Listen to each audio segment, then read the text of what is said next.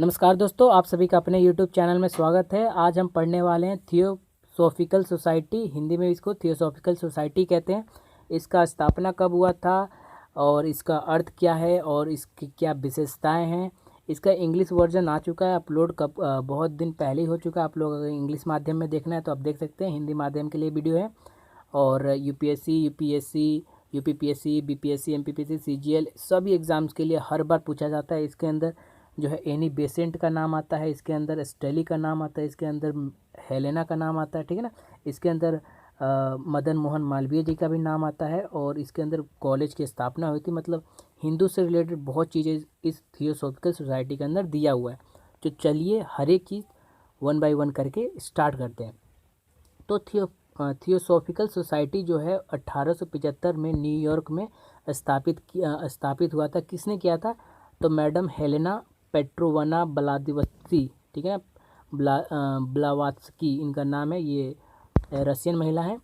और हेनरी स्टली, इनका पूरा नाम है हेनरी स्टली ऑलकॉट, ठीक है ना, ऑलकॉट इनका नाम है पूरा। तो इन दोनों जने ने मिलके यहाँ पर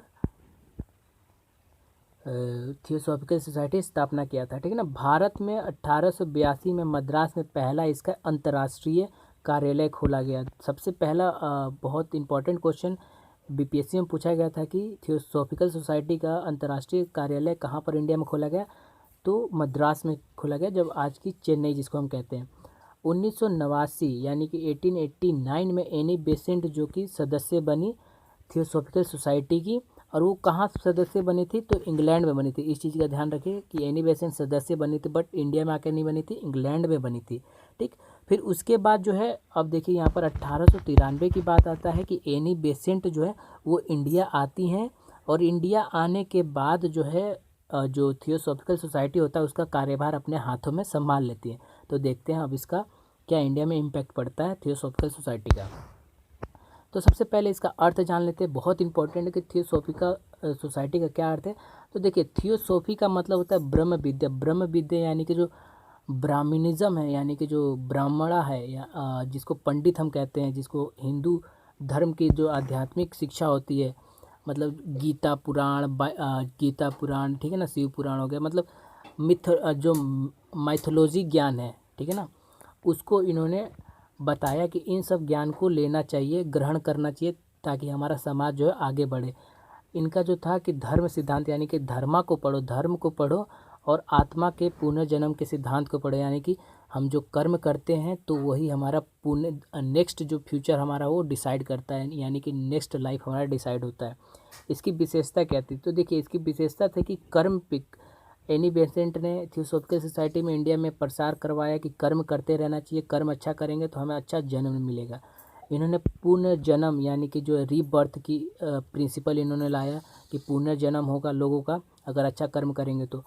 इन्होंने बाल विवाह को रिस्ट्रिक्ट किया कि बाल विवाह नहीं होना चाहिए इंडिया के अंदर, जो उस समय बहुत ज़्यादा होते थे।